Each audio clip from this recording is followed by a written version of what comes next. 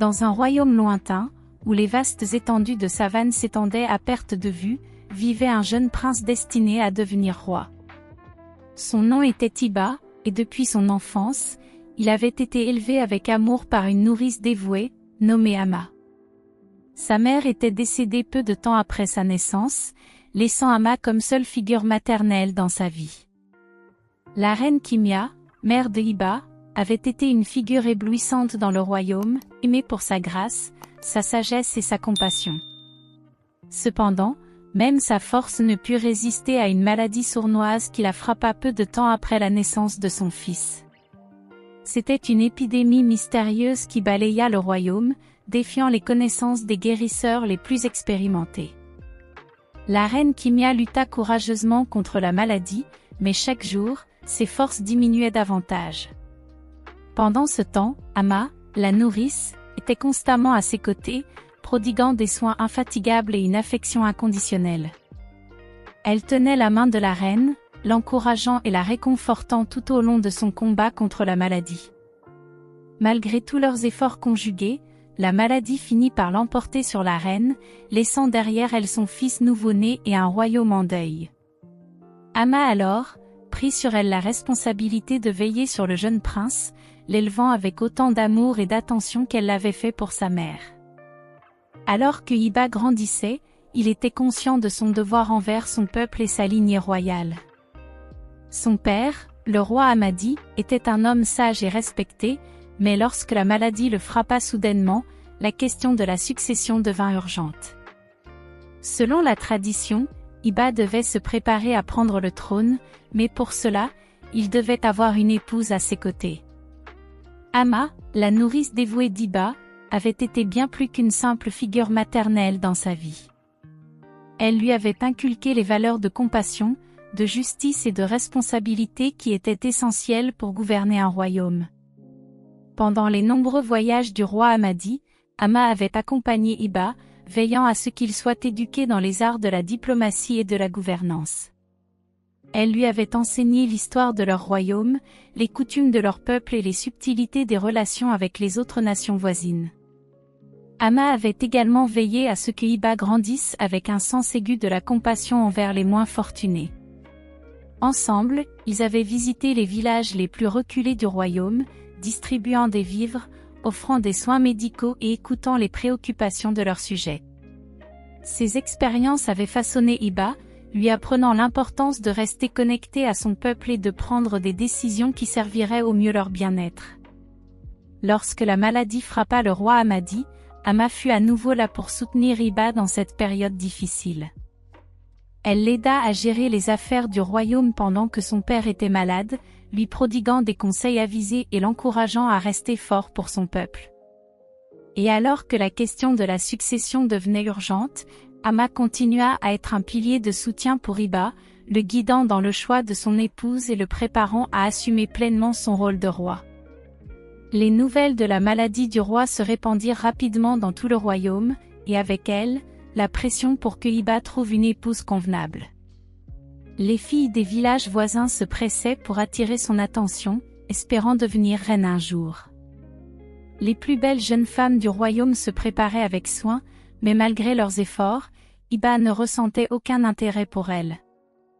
Parmi les jeunes femmes qui rivalisaient pour attirer l'attention d'Iba se trouvait la princesse Bella, issue d'un village voisin. Elle avait aussi entendu parler de la maladie du roi Amadi et de la nécessité pour Iba de trouver une épouse rapidement. Convaincue de sa propre beauté et de son charme, elle était déterminée à devenir la future reine du royaume. Bella avait passé des heures à se préparer, choisissant les tenues les plus somptueuses et se parant de bijoux étincelants pour attirer le regard du prince. Elle avait même demandé à ses servantes de tresser ses cheveux d'or dans des motifs complexes, espérant capturer l'attention de Iba. Cependant, malgré tous ses efforts, Iba restait insensible à ses avances. Il admirait la beauté de la princesse Bella, mais son cœur ne battait pas plus vite en sa présence. Pour lui, trouver une épouse n'était pas seulement une question de beauté extérieure, mais aussi de compatibilité d'âme et de cœur. Malgré les encouragements de ses proches et les tentatives désespérées de la princesse Bella, Pour attirer son attention, Hiba restait résolu à suivre son propre cœur dans sa quête d'une épouse qui partagerait ses valeurs et sa vision pour le royaume. Pendant ce temps, dans la modestie de la demeure d'Ama, vivait sa fille nommée Liana. Liana, la fille d'Ama, était en effet une jeune femme d'une beauté naturelle et d'une grâce discrète. Bien qu'elle soit consciente de sa propre valeur, elle préférait de loin la simplicité de la vie dans la forêt avec son père plutôt que les jeux de pouvoir et les intrigues de la cour royale. Elle avait hérité de l'amour de la nature de son père, passant des heures à explorer les sentiers sinueux de la forêt, à écouter le murmure apaisant des ruisseaux et à observer la danse des feuilles dans le vent. Pour elle, la véritable richesse résidait dans la beauté de la nature et dans les moments simples partagés avec ceux qu'elle aimait. Bien qu'elle soit consciente des attentes de la société quant à son statut et à son apparence, Liana n'avait jamais ressenti le besoin de se conformer à ces normes superficielles. Elle préférait la liberté de se sentir elle-même, sans artifice ni prétention. Pendant que sa mère, Ama, se consacrait à l'éducation et au bien-être du prince Hiba, Liana continuait à suivre son propre chemin, cultivant son amour pour la nature et pour la vie simple loin des regards scrutateurs. Un week-end lors d'une visite au palais, Liana se retrouva à aider sa mère, Ama, dans les tâches domestiques. Son talent culinaire, hérité des recettes traditionnelles transmises de génération en génération dans leur famille, impressionna Hiba dès la première bouchée. Il fut intrigué par la personne derrière le délicieux repas, se demandant qui était cette femme discrète mais talentueuse. Le lendemain, alors qu'il observait discrètement Liana et Ama travailler, Hiba fut captivé par la grâce et la gentillesse de Liana, même dans les tâches les plus simples. Il remarqua la manière dont elle traitait chaque geste avec attention et délicatesse, sa douceur dans ses paroles et son sourire chaleureux qui illuminait la pièce. Il était impressionné par sa modestie et son humilité, malgré sa beauté et son talent évident. Hiba commença à voir Liana sous un nouveau jour, réalisant qu'elle était bien plus qu'une simple jeune femme discrète vivant dans l'ombre des prétendantes royales. Il était intrigué par sa personnalité authentique et son esprit indépendant, si différent de celle qui cherchait à attirer son attention par des artifices et des flatteries. C'était comme s'il venait de découvrir une perle rare cachée sous une coquille modeste, et il se sentit attiré par la sincérité et la simplicité de Liana. Ces moments passés à observer Liana et sa mère travailler ensemble lui firent réaliser qu'il pourrait trouver en elle bien plus qu'une simple épouse, mais une compagne authentique avec qui partager sa vie et son royaume. Alors que la date du couronnement approchait inexorablement, Hiba se trouvait de plus en plus tourmenté par ses sentiments pour Liana. Malgré les attentes de la cour et les pressions pour qu'il choisisse une épouse parmi les prétendantes royales, son cœur ne pouvait s'empêcher de battre plus fort à chaque pensée de la fille de sa nourrice. Les jours semblaient s'étirer interminablement alors que Hiba luttait avec ses émotions, pesant le poids de ses responsabilités royales contre les désirs de son cœur. Mais à mesure que le temps passait, il devenait de plus en plus évident pour lui que son bonheur résidait dans les bras de Liana. Un soir, alors que la lueur du crépuscule enveloppait le royaume, Hiba prit une décision audacieuse.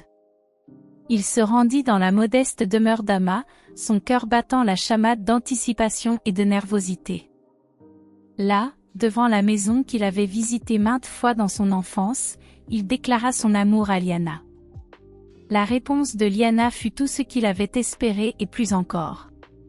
Ses yeux brillèrent d'amour et de gratitude alors qu'elle lui avouait ses propres sentiments, révélant qu'elle aussi avait été éprise de lui depuis longtemps.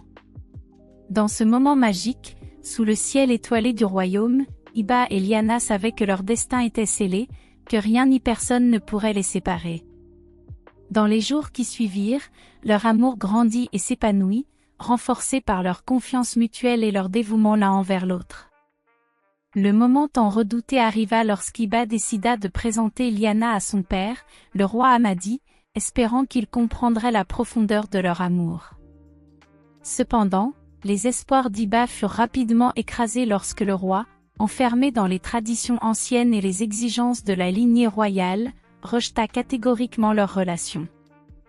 Le visage du roi se durcit d'une expression de désapprobation alors qu'il observait Lyanna avec un regard scrutateur. Il réaffirma fermement les attentes envers son fils, exigeant qu'Iba choisisse entre renoncer à sa relation avec Lyanna ou abandonner son droit au trône.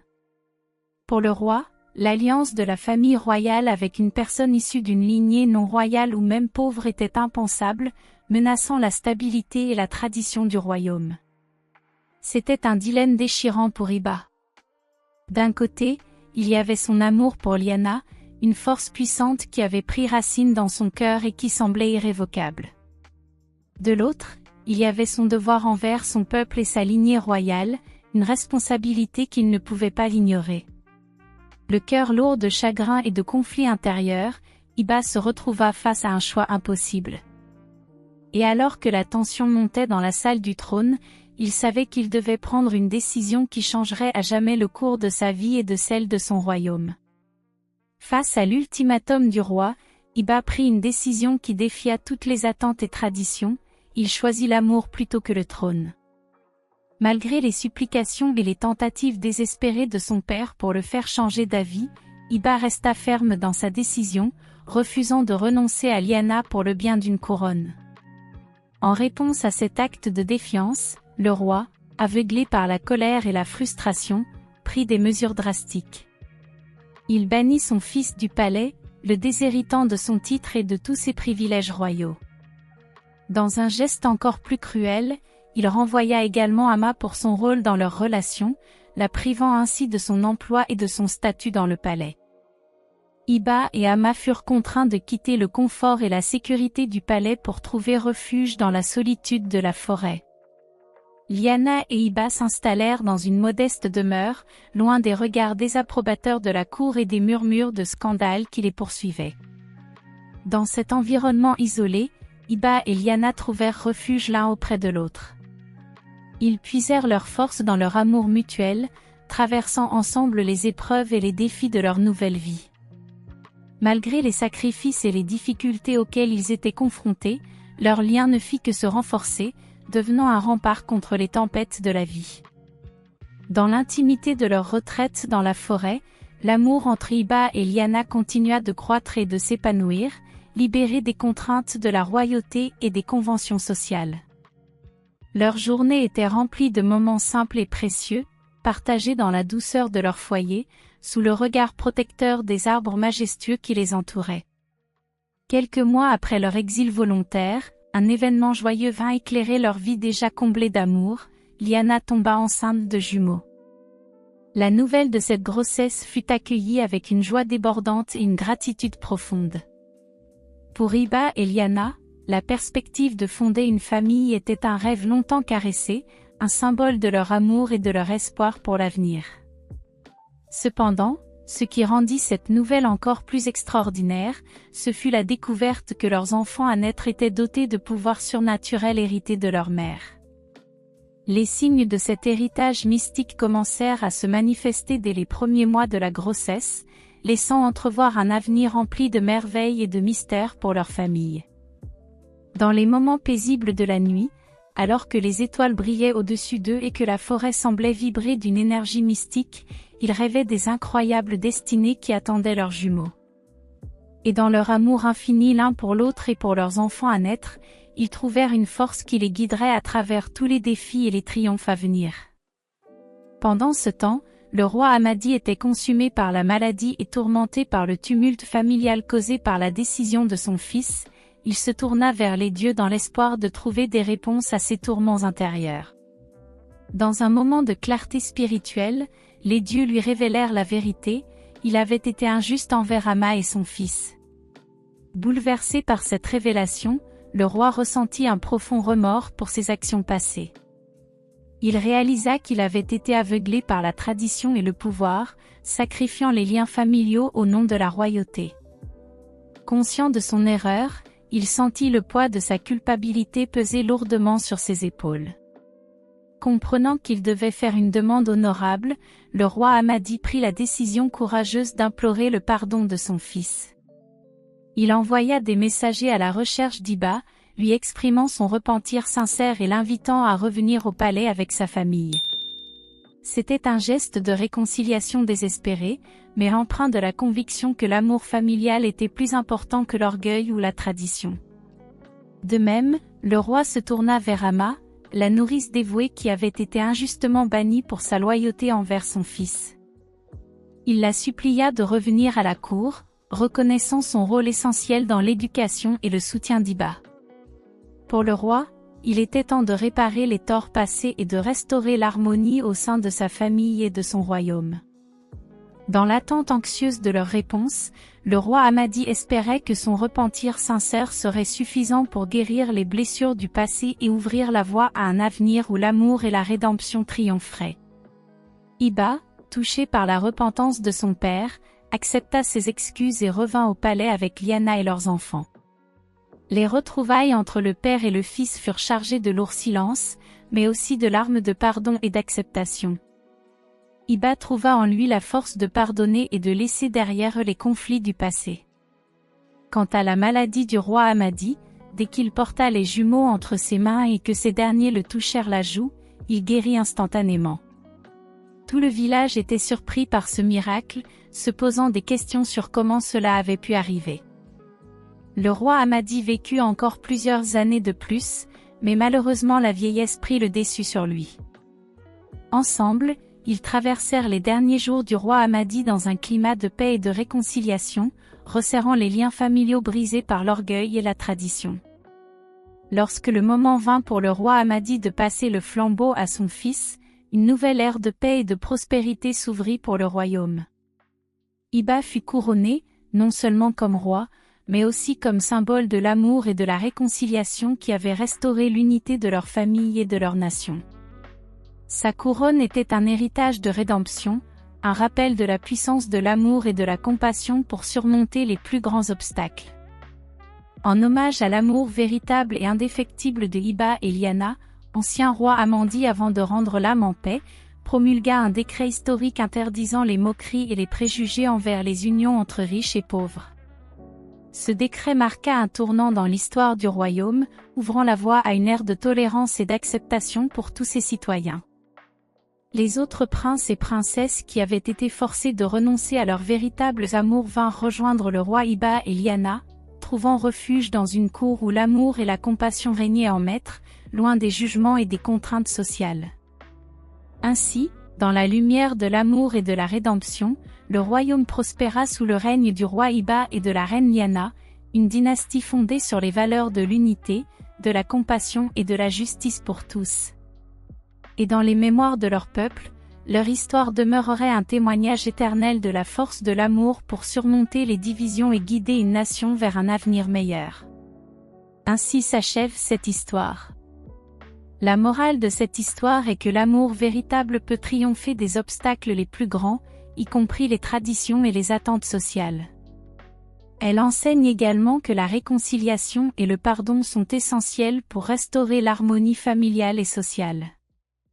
Enfin, elle souligne l'importance de suivre ses convictions personnelles et de défendre ce en quoi l'on croit, même face à l'adversité. Si l'histoire vous a plu, alors n'hésitez pas à aimer la vidéo et de la partager avec vos amis. Surtout n'oubliez pas de vous abonner à la chaîne et activer la cloche de notification pour plus d'histoires pareilles. Et merci d'avoir regardé jusqu'à la fin.